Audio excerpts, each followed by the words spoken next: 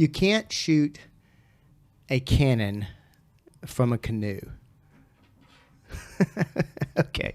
What am I talking about? Well, we're talking today about a subject that deals with the fact that we approach every client, especially our athletes, from a 360 approach. And one of the main reasons why we do that happens to be because of the lack of work in what we call the posterior chain. What is it? Well, we're going to be covering that today with Charlie Marlowe on the Personalized Fitness Podcast.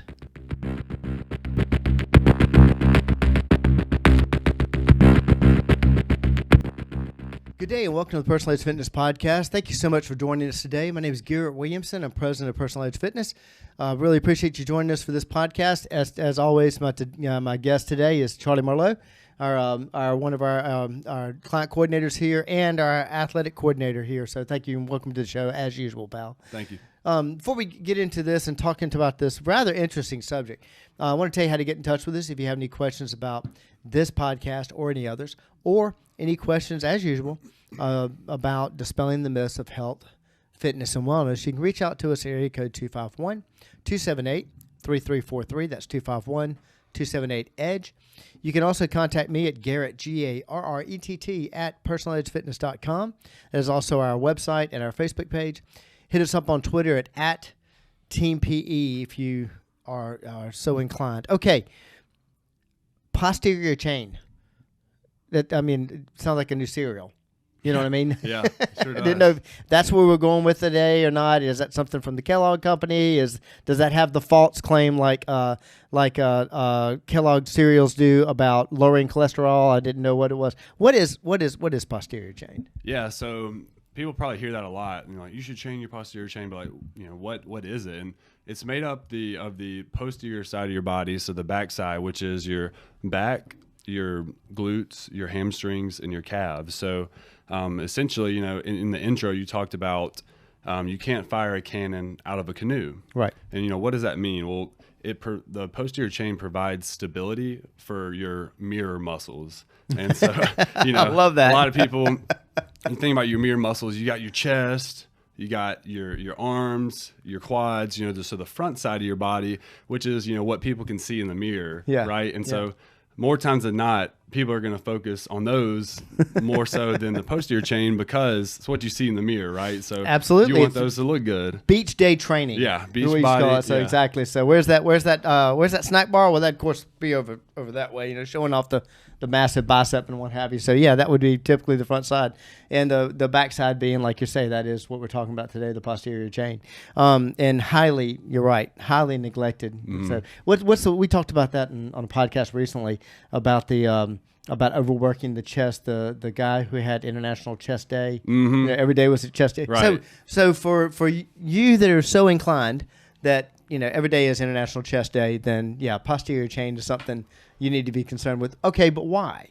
Yeah, so why? And coming from my background, from a sports performance perspective, it's going to improve your capacity for performance. So what I mean by that, we said it before on this podcast, but all the power as an athlete comes from your hips, right? Right. And so that's going to be your glutes. That's where all the force is going to be coming from when you're doing sprinting, jumping, throwing. And so it's going to improve your capacity for performance, bring Absolutely. up all those other qualities that you are training for as an athlete. And then other two would be decreasing injury and then improve posture, which I think, everybody needs improved posture, right? I mean, absolutely. In this day and age where we sit a lot, on our phones a lot, hunched over, training that posterior chain where you're strengthening, your upper back in particular, that can provide the support necessary whenever you're hunched over. It's just going to help reinforce those good posture habits. Right. Well, and that was I stole that quote from you that I used in the intro, talking about, you can't fire a cannon from a canoe. And you think about that. I mean, that's simple. You've got so much force coming out of that cannon that's going into a very light craft that's sitting on top of the water. It's just going to blow the boat backwards. And that's the same thing if you're going to develop a chest, but you don't have the opposite opposing muscle, that opposes that. strengthened, you're going to, one thing, you're going to cause injury. I mean, most muscle pulls are caused by an imbalance. Sure. And then you're not going to have the support behind it, basically what you're running. But the other thing I think about is also the how many times we hear people giving advice as far as working on their lower back. And the first thing most people think of is abdominal work. Yeah. And it kills me when I would hear that, because people talking about, I do all this, I work for my back. I'm thinking, what about the erector spinae? What about what about quadratus lumborum? What about these lower back muscles that we've got in that area to protect? And that's what we're talking about, that in that posterior chain. And that it's not just on the back side of the upper part of the body either, right?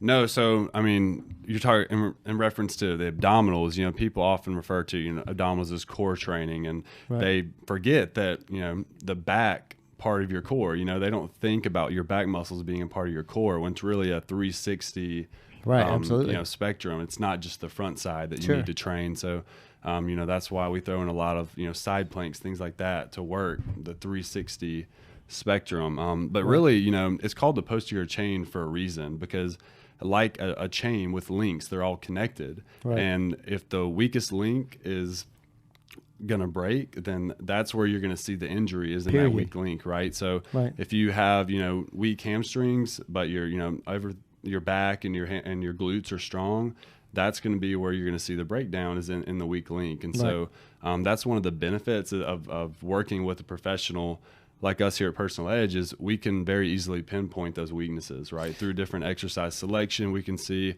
oh, well, this person is, weaker in their glutes, so we need to target this specific exercise to be able to bring that up. Right. Well, and we also have that a lot of times when we have either an athlete come in, or a lot of times a parent of an athlete, and they'll go to diagnosis. And that can be challenging at times. What I mean by that is they'll come in and say, look, he wants to get, my daughter wants to get better at this sport, wants to get faster on the field, wants to get stronger. Great, that's fantastic. We can take it from there. We'll do the evaluations, find where the weaknesses are, do an interview, not only of the parent but also of the athlete themselves, and find out where the weaknesses are. So mostly we can find that out through evaluation. But what I'm talking about is they quickly go to diagnosis, and that is, okay, he's weak, so therefore he needs to do a lot of quad work. He needs to do a lot of chest work, and that typically, that thought process is what creates this not looking at it from a 360 standpoint, which is going to make them miss, like you say, the posterior chain. Typically, that's the one that's the largest, most neglected muscle in the body. Is the hamstrings. I mean, we talk about that a lot. About gosh, this guy was going to win the 100 meters, and he's going to win the gold, but he pulled up. Well, it's not going to be a quad. yeah. It's going to be a hamstring. So definitely. So all right, how does this play into developing an athlete's program and putting it all together so that we don't end up with these weaknesses? Yeah, so I can actually relate to this on a personal level because I've dealt with this firsthand. So when I was in high school, for whatever reason, I didn't know at the time, but I was experiencing a lot of low back pains. Every time I squatted, it was very unusual because it just came up all of a sudden. And then, I tried everything I could to fix it, but for whatever reason, it wouldn't go away. Not long after that, we had our combine where we ran 40-yard dashes. And my senior year, I ended up pulling my hamstring on a 40-yard dash. I'm running full speed ahead, right there before the 40, it pops, and I, have to break down really fast, and that was attributed to what I at the time didn't know. But a lot of people think, I got low back pain, it's my back that's the issue. Right. That might not necessarily be the case. A lot of times, if your hamstrings are weak, it causes them to be tight, and so a weak hamstring that's tight and pulling on your low back is going to shift your pelvis to where it's pulling on those low back muscles, causing the low back pain. And so at the time, I didn't realize, what that was, but my hamstrings were the issue because of the hamstring pull that I later found out. And I actually ran into that again while I was at Jones playing football. I pulled it again my freshman year. And so I come to find out, my hamstrings are the issue. I need to strengthen my hamstrings. And my strength coach at the time at Jones, he was very big on eccentric training, which we've talked about that on the podcast before. And that is the eccentric training. I know we brought it up, but before you go over that, you've got a concentric and an eccentric movement in every lift. Yep. You know, if you think about doing a bicep curl, when you're bringing the dumbbell up towards the shoulder, that would be your concentric contraction, and the eccentric would be lowering the muscles, lowering the weight, which actually does more work on the muscle than the concentric. Sorry, just a quick clarification if you didn't pardon me for interrupting you. No, it's good for clarity because, but like I said, I saw that firsthand of working with a professional who knew, okay, this is what I need to prescribe to help his issue, and that is weak hamstring. So we overloaded that eccentric portion and spent a lot of time in that area, and that carried over. And I mean, I didn't have any more hamstring injuries after that. You know, it was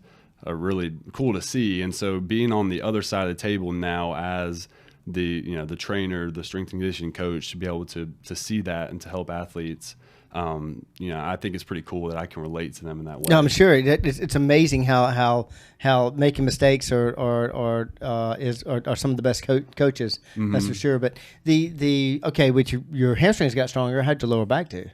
Yeah, my lower back, the pain went away as well. So, I mean, as I continued to strengthen my hamstrings, I haven't dealt with low back pain at all since then. Awesome. I think that is, a big contributor, and being able to realize, okay, like I said earlier, it is a chain. It is all connected, link to link. They don't work independently of one another. They all work together. And so, as I began to learn more about the body and how they all tie together, I think that's kind of helps my understanding of how to train it properly. Well, and this is why we when we have an athlete come in, usually if you think about it, rarely do we have anybody come in that's saying, okay, I want to all over program, want everything to get better. Usually and I understand that there's a weakness that you've noticed, you've picked up on it. I want to work on this weakness. Well, this is why we take it from a comprehensive approach. I mean, that weakness is, you think about it, if I'm going to get better at throwing. So basically we're going to work, the right-handed, so all we're going to do is work the right arm. Well, no. I mean, like you say, all of your power comes from your hips. That's that pivot point. Not only do you have a lot of muscles in that area, but it's also the pivot point, transferring any kind of strength from the legs, even if it's a running motion involved, into the upper body or what have you, that's going to transfer through those hips. That's going to affect throwing, and this is why the posterior chain is greatly affected by all this, but because of the fact that we do have to attack this comprehensively. So, put this to some exercises that you typically address and why you address them, and because I think that sometimes when you prescribe these, you actually started working on these, you had athletes somewhat perplexed. Why are we doing this exercise? But put us some exercises for us. Yeah, so I love different exercise variations. We I know what you're trying to avoid saying, because the one you want to talk about the most. But go ahead. Yeah. Well, I mean, obviously the deadlift. We've already talked about that on the podcast. Absolutely. December's coming up actually this Friday. So, Josh and I are already getting on each other about that. Right. So, so the deadlift is a great one. I think it's one of the best in terms of it's a full body compound exercise. So you're not only targeting your glutes, your hamstrings, your low back, is most people would think, but also your upper back, because you're having to stay tight, prevent any rounding through the spine. And so I think that is a great overall exercise to teach. And you can start. You don't have to start with a barbell, like we've already said. You can start with regressions and work your way up to a barbell deadlift or to a trap bar deadlift. So we've got different ways to do that. The next one that I would definitely recommend is pull-ups, chin-ups, any kind of vertical pulling variation, because that's going to help a lot with shoulder health, just maintaining healthy shoulders. And also, as far as relative body strength goes, if you can do a chin-up with your body weight, I think that says a lot about your relative strength in terms of where your strength is compared to your body weight is what relative strength means. I've always said, if you want to look for one exercise, that you may disagree with me, but if you look for one exercise to tell you what kind of shape you were in, if you're in good shape, but you can only use one, you're only limited to one. Now that is the criteria I'm using here, but you're only limited to one exercise to basically tell you, are you in good shape? Not only strength, but also overall, body fat, this kind of thing. What is the one exercise? I've always said it's a pull-up. You know, because I mean the strength to weight ratio mostly important. So you would probably say deadlift, I'm sure. But. I don't know. I mean, I'd have to agree. I mean, with the chin up, especially because I remember in football, our strength coach was very particular about chin ups, form, and everything, and especially with the linemen, you know, because they're the bigger guys, and they're like, "Coach, I can't do a chin up. Like I've never done chin up." And it would be awesome, really cool and awesome to see. Because he would get those guys to do chin ups, you know. Oh, wow. I mean, there's different variations he might do. They might just do negatives, where they hop up there and then slowly come down. Do an eccentric contraction. Eccentric contraction. But you know, throughout the season, we would see some of our O linemen that are, you know, 260, 270 plus guys doing body weight chin ups, body weight pull ups, and so it's definitely doable. But again, that plays into their relative strength, where and it really is good for athletics, you know, being able to control your body weight, I think says a lot about your overall athleticism. So yeah, a chin up, pull up, I think that's a great telltale sign to where you're at total fitness wise. No, you're exactly right about that. Of course, as you know, being with the background in not only pole vaulting but also gymnastics, one of my favorite exercises. So, but you also touched on one a minute ago, and well, you're about to touch on it possibly, but you know, the hamstring curl. You know, huge fan of that one. So didn't mean to steal your thunder if you were going that way. Yeah, hamstring curl, isolating the hamstrings. I think the compound movements are great, but anytime you can do something that isolates them. We have several variations you can throw, whether it's a machine or with a band, to isolate the hamstrings. Single arm dumbbell row, just doing a unilateral exercise where you're just working one side. I think has a lot of carryover. We talked about on an Instagram post, or I think it was last week. We got a client who's coming in right now. He's off a shoulder surgery. And, one of his big, things that he was telling me about was, hey, like, I don't know if I want to train my non-injured arm right now because I don't want it to get super big and my other side be weak. And then I'm trying to bench press and it's all like, lopsided, and there's someone that's way stronger, which the research actually shows that training the non-injury arm has a crossover effect to the injured side. It's neurological. So there's no direct training going on the injured side, but because you're still training that non-injured arm, it has carryover to the injured arm. And it actually helps preserve strength rather than you just completely lose everything. So it's a really cool technique to still maintain strength, is to continue training that side. So that's where I think unilateral training is a big benefit. Of course. So single arm dumbbell rows, we do a lot of those with him. But I would like to get into probably my most favorite, for me anyway, posterior chain exercise. Okay. And whenever I did my interview here at Personal Edge with Garrett, he was like, you want to go walk around the facility and just kind of check everything out?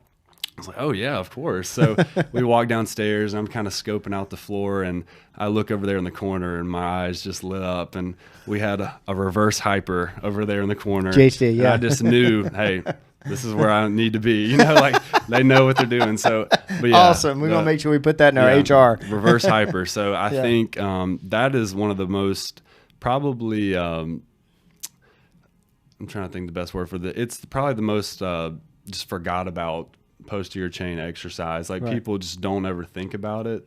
I think. A lot of people, facilities or gyms don't have them. Sure. But I think it's one that should be in every facility. Absolutely. In terms of low back health, it's really great for strengthening the posterior chain, but it's also a great way to decompress the spine, which I think is a really neat exercise. And for those of you who aren't familiar with the reverse hyper, what it is, it's a reverse hyper extension of the back. So you hold on to a platform with your hands, and then your legs are hanging off the end, and then you swing your legs up. So it's a reverse extension of the back. And what's really cool about it is a lot of exercises that we do are compressive. If you think about it, the back squat, it's a very compressive exercise, but in using an exercise like the reverse hyper, it helps decompress the spine. So, a lot of people can benefit from that as well. Absolutely. So I think that's my personal favorite. No, definitely. And the reason I screamed out GHD on that was that how many times we use those in conjunction. Because you're doing the reverse hyper. One thing in that drop down position, basically laying like Charlie was saying, you're laying on your stomach, holding on. That's basically isolated, and you're dropping your legs down.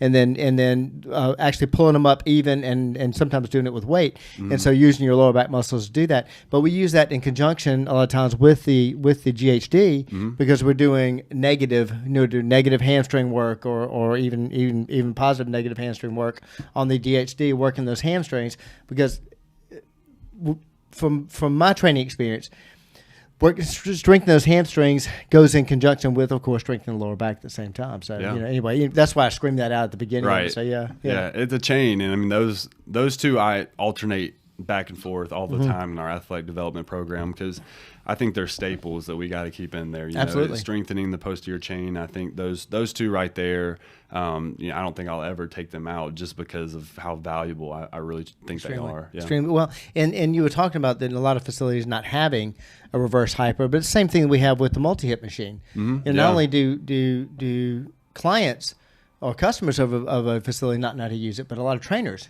don't understand it. A lot of them don't understand posterior the posterior chain and understand how to use that machine effectively, and how much, again, all of this adds to performance. Sure. You know? Besides the fact of, as I always want to bring up as time passes on a calendar and it's not just for athletes, we use it all the way up. And in fact, the reverse hyper, when I originally got that machine, I probably was thinking more about my senior clientele than I was about because of how many people don't work the lower back, And anyway, all of this stands true for that throughout our clientele, through all the different ages. Yeah. So, I mean, it's extremely undervalued, but there is an incredible benefit if you do it consistently. And it's hard. It's actually a lot more hard than it looks. People will do it and they'll think, oh, this can't be that bad. But like you said, you can add weight to it, and as you progress it's very challenging. It's awesome. Yeah. Listen, on this it sounds like such a detailed topic, we're really pulling a straw out of a haystack here, but it's not true. That there's so much to this particular side of it. And the reason Charlie wanted to do this was the fact that how often this is neglected and how much it does affect performance. It does affect overall health for that matter. And if you have any more questions about that, feel free to not only reach out to me, but you can reach out to Charlie at personaledgefitness.com. He'd be more than glad to answer your questions about this, especially if we've gone over some of these exercises, and since we're doing this mostly audio, and even on the video, we're not really doing examples of it. If you have any questions about how to conduct the exercises or how to integrate that into your program, feel free to reach out to Charlie. You can also call the show at area code 251-278-3343. That's 251-278-EDGE. You can reach me, Garrett, Garrett, at personaledgefitness.com. That's our website and our Facebook page. Hit us up on X at Team PE. So just, the back side of the body, one of my favorites to work, actually, and I should have said that at the very beginning, and the hamstring curl being my favorite actual machine because of how much it's tied to that lower back. But this is why we attack it from a 360 approach. Yeah. This is why we attack not only every athlete comes in here, but every client that comes in here from a comprehensive, because all of it's connected. It is a chain. Yep. And that having that weakest link is where you're going to find your damage, or where you're going to find your problems. We want to make sure you don't hit that, because that's just one more way we help you reach your level of wellness. Charlie, thank you so much for joining us today, and we hope to see you next time.